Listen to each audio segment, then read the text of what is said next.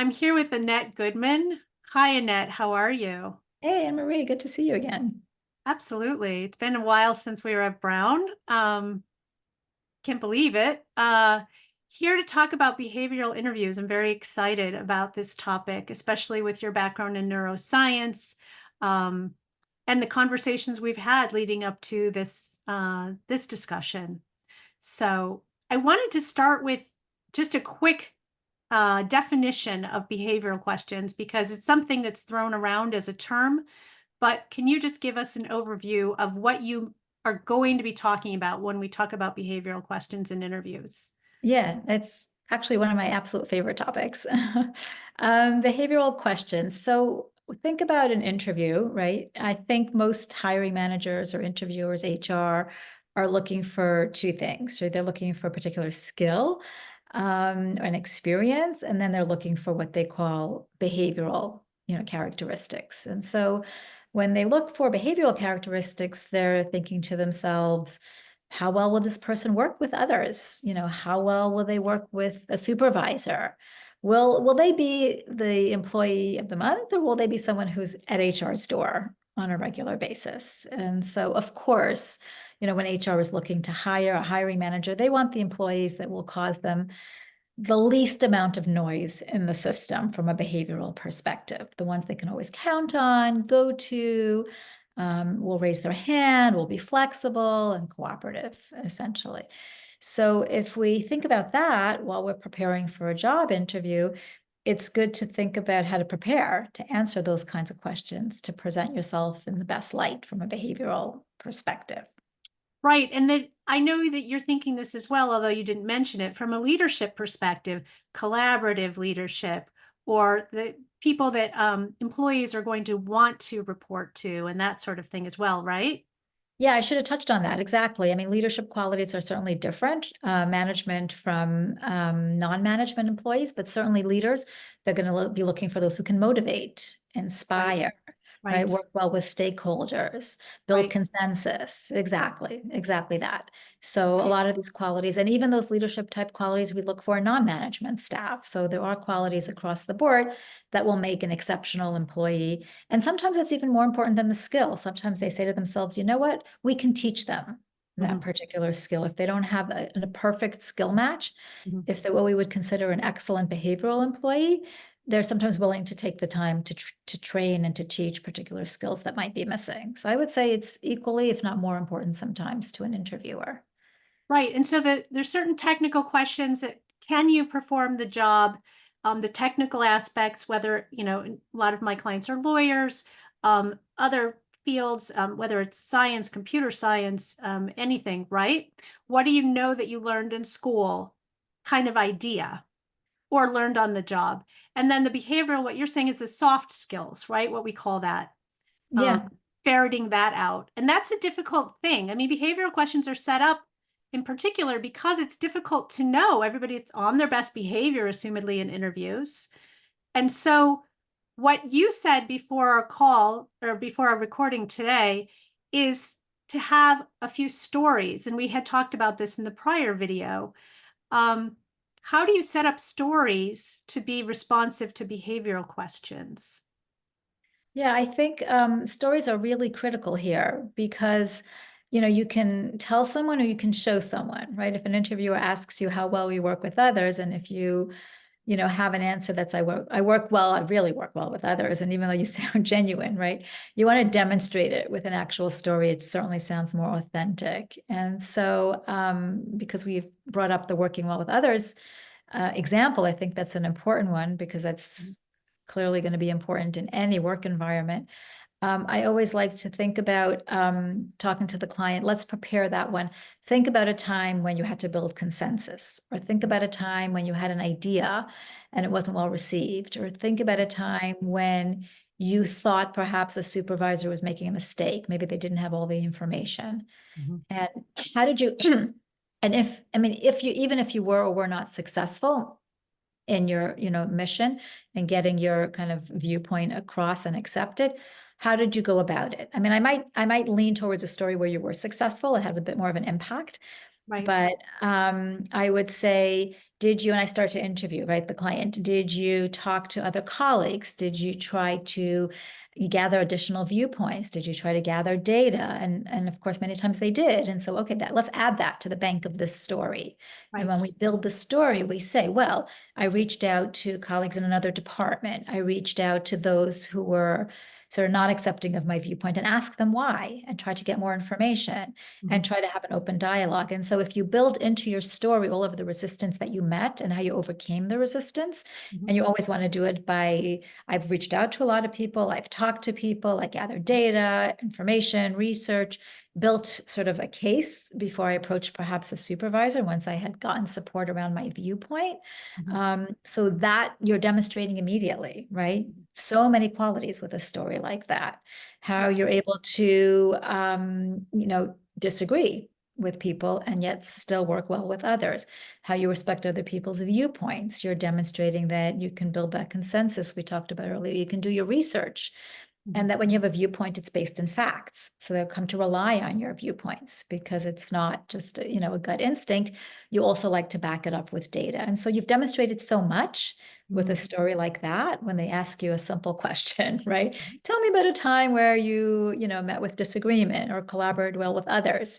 You can demonstrate so many characteristics if you build your story that way.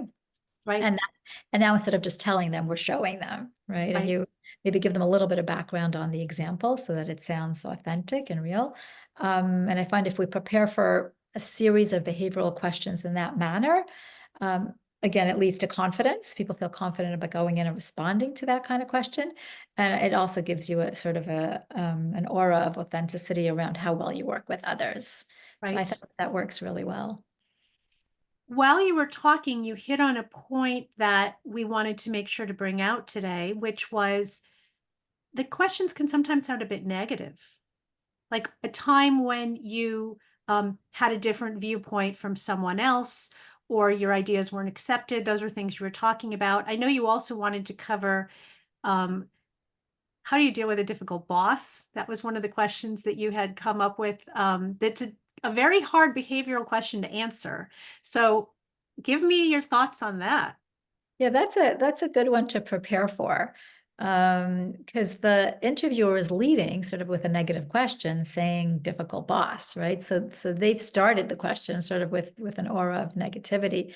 And we know that one of the, top interview pieces of advice is, to stay positive, even if you're leaving, a culture that you didn't enjoy, you always want to keep it positive. And so here that's almost counter, right?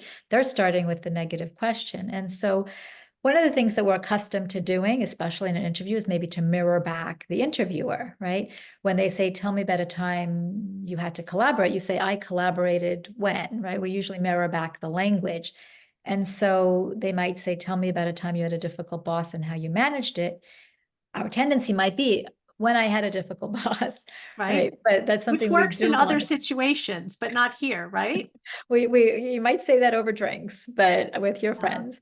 Right. But certainly in the interview, we don't want to, in this one case, mirror back. Well, and agree with them that you ever had a difficult boss, right? That's not Right. something you would ever want to agree to or say in an interview. So there's lots of different ways you can reword that. But now I put myself in the shoes of the interviewer, right? This is where you want to think about how is the interviewer going to feel personally with what I say, right? And if we go back to sort of thinking about neuroscience a bit, or sort of emotional reactivity, if you say the words difficult boss, might the interviewer be triggered? Maybe they once were considered a somewhat challenging boss, right? And so we want to stay Right. away from. Even though they brought up the question, it's They still, did. They certainly did. And maybe they brought it up for that reason, yeah, right? right. They've been given feedback that they're not that easy to work with. That could Right. happen. And so, how do we spin it, right, into a positive and talk about how we worked with that supervisor? Mhm. And so, one of the sort of little tricks, the trade that I like is to say, well, I worked with a boss who had a lot on his or her plate. Mhm. That complements the boss, right? They just responsible for so much, right? And so I found that when that person had a lot on their plate, maybe our one-on-one sessions weren't as productive. Mhm. So I thought about how to make them more productive. And so I prepared in Mhm. this particular way, right? I created the checklist of topics. Maybe I sent them to my supervisor in advance Mhm. and Mhm. I reviewed and I checked with my supervisor, what's the best way to approach? What kind of communication do you like? And so you're giving the impression that you understand where your boss is coming from if they're not always easy to work with. There's a reason they have a lot of on their plate. You respect that. You Mhm. respect their time. You're demonstrating that. You're demonstrating that you will flex to their Right. management style. So Right. you can demonstrate so much behaviorally in how you answer a question like that.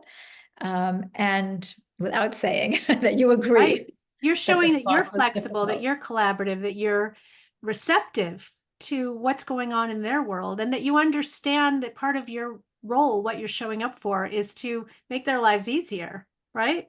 That is the job. And we talk about managing up. It's just, Right. it's called managing up, right? And when we do it Right. well, it's seamless and Right. nobody, feels managed, right? They feel collaborative. But yet you're flexing to your boss's style or Mhm. supervisor style, which is critical. Yeah. So, of course, if that's not the case, if you haven't, and I guess most of us have, but if you haven't had someone as a boss who had too much on their plate, or that just doesn't feel authentic to you, you'd choose a different answer. But the idea behind what you're saying is you're you're not saying they were difficult. You're saying that the situation was difficult. You're kind I of think reframing it, right? I think that's a key way of looking at it. Yeah, Mhm. we want to stay away from characterizing an individual exactly and saying that this is work context related. Exactly that. Mhm. Mhm. And so when you can reframe it into the context of the time, but we love all people equally, Mhm. we Or will maybe not equally, but enough positivity in the interview, right? in the work environment, we want Right. to try to, I agree with you, but we want to try to demonstrate exactly to your point that we're going to do our best right, Right. to approach I mean, and it's different than outside the work environment, right? Right. So, but yes, good point. Absolutely. So I think the one last thing that we wanted to talk about today, and we can certainly do more of these, is matching the answer to the question. Could you talk about that a bit in the context of behavioral questions? Yeah, yeah. I mean, if you prepare a bank of behavioral questions, it's fairly easy. It starts to become easy if you prepare and then you practice Mhm. matching. Mhm. It starts to become easier, I should say, over time as you practice, like any skill that you would have to practice, right? I think we talked about in the last session, the more you practice, the more confident you'll feel, and it's a skill that anyone can learn, master, and practice. And it's not necessarily a skill that you learn on the job. It's very particular to interviewing. So I would say in terms of matching, if we think about that last answer, if they asked us a question about, okay, the difficult boss, which we covered, if they ask us a question about consensus building, that Mhm. was in there. If they Mhm. asked you a question about a time you disagreed with your supervisor, that was in there. A Mhm. time you disagreed with a colleague, that was in that story. So now four Right. different questions that they could ask you are actually built into that story, that behavioral story that you prepared. And so if we build multiple factors into one story, you can see how you can very quickly match it to several different types of behavioral questions. Exactly. Right. Right. And so to have your stories ready, not knowing what question will be asked, but they're multifaceted enough to be responsive to these questions, it sounds Yeah. like. The more you build the depth in the story, the more people start to quickly see that it can match many different questions. Absolutely. Right. Yeah. So do you have any parting thoughts today? I would probably just reassure that this is a skill that anyone can master. Mhm. It may not feel that way the first time. Sometimes people come in feeling like they maybe just flunked out in an interview, but it's just not a reflection of how well you'll do on the job. So Mhm. if you mastered that job, you will master the new one. And this is just a new skill people have to master in the Mhm. in-between stage when you're looking to change and shift and pivot jobs. Yeah. Right. Thank you so much. We'll All right. talk Well, this was a again. lot of fun. Good seeing you again. You too. Bye. Bye-bye.